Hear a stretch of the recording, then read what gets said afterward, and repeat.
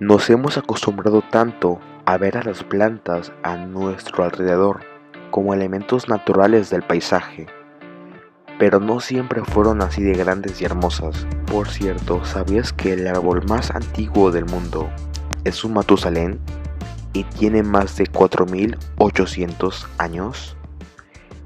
Bienvenido a Science Edge.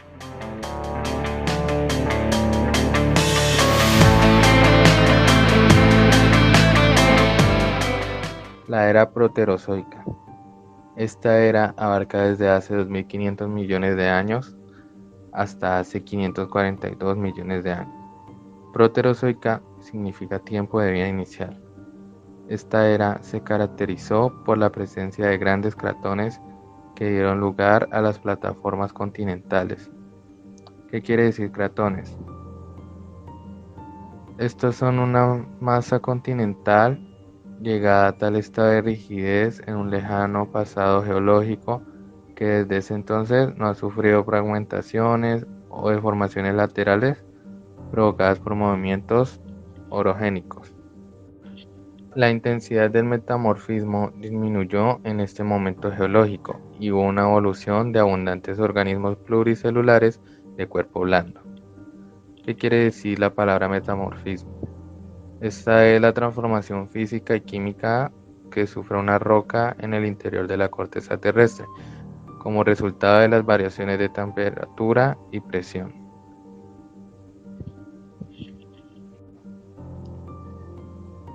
Esta era también posee muchos estratos que fueron depositados en extensos mares continentales y superficiales. En los océanos primarios, con un ambiente cálido y húmedo, ya algunas moléculas complejas habían conseguido unirse para formar los primeros organismos, principio de la vida, surgiendo las primeras células procariotas, algas verdes, azules y bacterias. Las algas verdes y azules son organismos capaces de sintetizar elementos necesarios para su crecimiento a partir de moléculas muy simples y energía solar, liberando oxígeno a la atmósfera. Es decir, estas son capaces de hacer fotosíntesis. La proliferación hizo posible que nuestro planeta se fuera enriqueciendo en oxígeno y se fuera formando una capa de ozono, lo que permitió hace unos 1800 millones de años el siguiente gran paso evolutivo, que fue el nacimiento de la célula eucariota. La era proterozoica se dividió en tres eras. La primera, llamada paleoproterozoica, que se conoce como proterozoico inferior, que va desde 2500 a 1700 millones de años. En esta era, cuando los continentes se estabilizaron por primera vez, también se produjo la gran oxidación como consecuencia del proceso químico de fotosíntesis realizada por las cianobacterias. Esto consistió en que, primero que nada, los organismos se extinguieron que eran anaerobios, es decir, que producen su propia energía en ausencia de oxígeno. Segundo, que la evidencia fósil muestra que durante la era proterozoica, las cianobacterias y estos forman estructuras raras conocidas como estados, y si algo les daba bien es tomar dióxido de carbono y agua para aprovechar la energía solar, desechando oxígeno en el proceso. El oxígeno, que eventualmente pasó de ser solo el 1% de la atmósfera al 10%, o más o menos casi la mitad de los niveles actuales, mientras que el CO2 y el metano, los gases de efecto invernadero que mantenían a la Tierra bien caliente, empezaron a descender. Durante esta época también aparecen los primeros cinturones montañosos que sobreviven en la actualidad, como el Orégano Wotmai de Canadá de hace 2100 años. La segunda era se llamó Mesoproterozoica, que se conoce como Proterozoico medio, que estaba desde 1700 a 1000 millones de años. Pues en esta etapa también empiezan a aparecer fósiles tales como Bangiomorpha pubescens que se parecen a ciertas algas rojas actuales. Y la tercera era que posteriormente se conoce como Proterozoico superior, pero su nombre original viene siendo Neoproterozoico, que abarcó desde 1000 a 545 millones de años.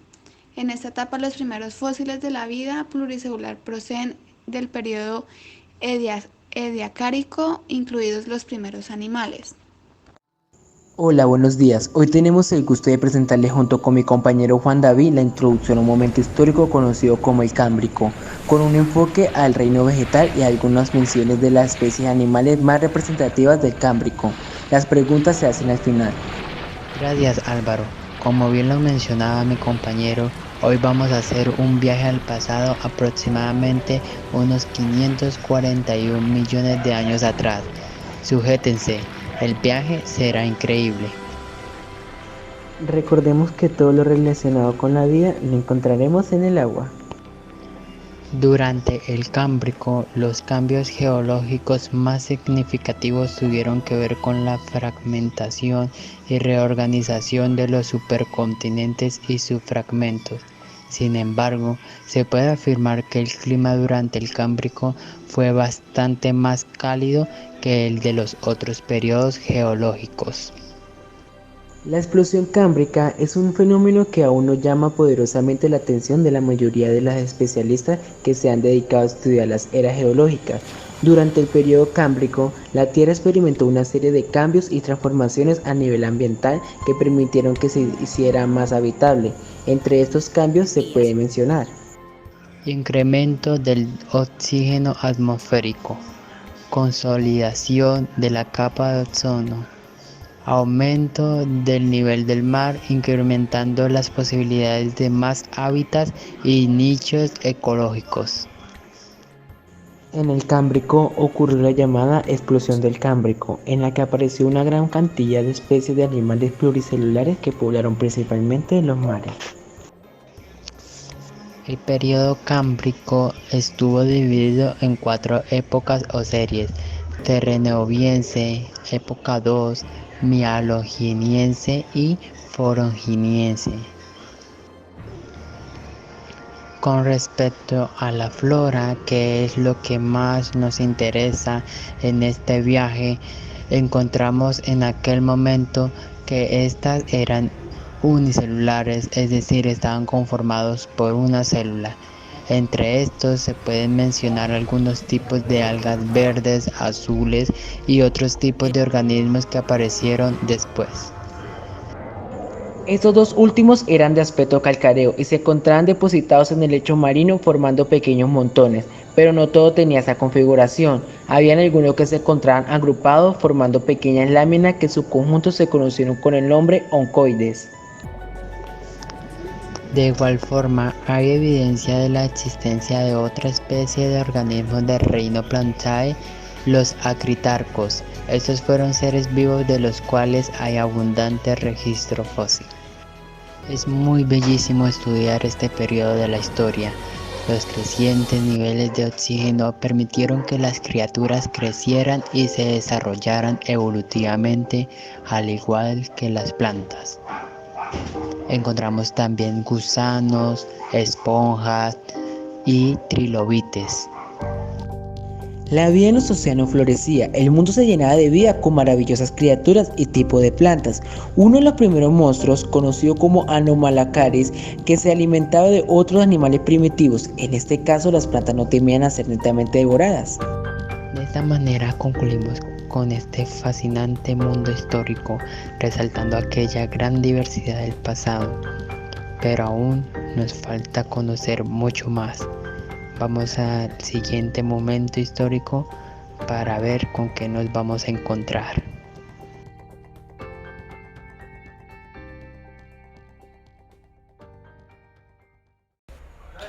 El Ordovícico, en escala temporal geológica, es el segundo periodo geológico de la era paleozoica. Como ya se sabe, la era paleozoica se divide en 6 periodos. Este comenzó hace 488.3, que sería más o menos 1.7 millones de años, y terminó hace 443.7, más o menos 1.5 millones de años.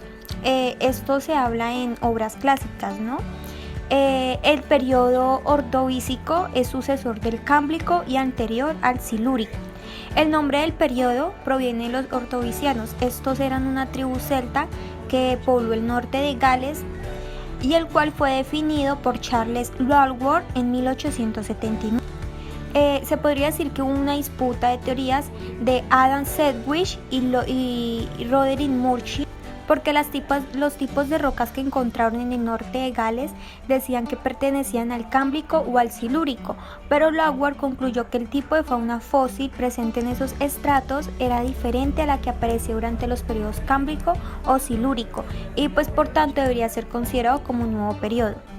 Fue muy curioso este periodo porque un día tenía 21 horas y no había animales en tierra firme por la escasez de oxígeno en la atmósfera. Abundaban los fósiles, entre los que destacan los trilobites, y en algunas regiones se formaron los yacimientos de petróleo y gas. En el Ordovícico existían 4 continentes, que eran Laurentia, Siberia, Báltica y Gondwana. Esos continentes eran bastante pequeños, pero excepto de Gondwana, que fue el más grande de todos, pues en ese periodo. Otro dato interesante era que se estimaba que el clima en ese tiempo era cálido y tropical. Incluso en varios lugares habían temperaturas muy altas, de 40 a 50 grados Celsius, y pocas veces hasta 60. El clima fue así hasta fines del Ordovícico, cuando ocurrió una glaciación en casi todos los continentes, principalmente en el continente de Gondwana, y en ese momento fue donde se extinguieron muchas de las nuevas especies de este periodo. Esto fue a causa de la extinción masiva del Ordovícico Silúrico. La historia en los ecosistemas terrestres fue muy distinta, pues era prácticamente inexistente, como ya lo dije anteriormente, pero más sin embargo hubieron pequeñas plantas que comenzaron a colonizar la tierra firme. De esas estaban las algas verdes, que eran comunes en el Cámbrico superior y en el Ordovícico. Las primeras plantas terrestres que aparecieron en forma pequeñas, no vasculares, lo que quiere decir que no tenían vasos conductores, que es el xilema y el floema, casi parecía a las hepáticas. A causa de estas plantas debían permanecer muy cerca del agua para así poder contar con una buena disponibilidad de este recurso. Se han identificado esporas fósiles de plantas terrestres en los sedimentos del Ordovícico superior. Tomando en cuenta que este periodo la vida en la Tierra se desarrollaba principalmente en el hábitat marino, lo lógico es que la mayoría de los exponentes del reino Plantae se encontrasen también allí. Sin embargo, es importante mencionar que en este periodo también hubo representantes del reino Fungi, eso quiere decir hongos. Estos estaban presentes en ciertas especies de hongos, los cuales cumplían la función que cumplen en todo ecosistema, que es descomponer y desintegrar la materia orgánica muerta. Entre los primeros hongos terrestres pueden haber estado micorrizas arbusculares, que son los glomerales, que podrían haber jugado pues un papel muy fundamental en la colonización de la tierra por las plantas a través de la simbiosis micorrizal, que hace que los nutrientes minerales disponibles a las células de las plantas. Se ha encontrado hifas de hongos y esporas fosiliados en el Ordovícico de Wisconsin, con una edad de aproximadamente 460 millones de años, un momento en que la flora terrestre probablemente constaba solo de plantas similares a las briófitas. En el periodo Ordovícico, este estuvo dividido en 3 épocas, o podría decir en series. Estaba el Ordovícico inferior temprano, el cual se divide en 2 edades, que son las Tremadociense y Floiense. El otro es el Ordovícico medio, que también se dividió en 2 edades, que fueron la Dapigiense y Darwiniense. Y por último, el Ordovícico superior, que estuvo conformado por 3 edades: Sanbiense, Catiense y Irnatiense. Durante ese periodo tuvo lugar uno de los fenómenos geológicos más reconocidos, que fue la orogenia tacónica. Fue un proceso geológico que tuvo como consecuencia la formación de las montañas Apalaches, una cadena montañosa que se extiende por el este de Norteamérica desde la parte de Canadá, de isla de Terranova hasta el estado de Alabama en Estados Unidos. El Ordovícico llegó a su fin con una serie de eventos de extinción. La teoría más aceptada es que estos eventos fueron provocados por una glaciación que puso fin al largo y estable clima invernadero típico del Ordovícico.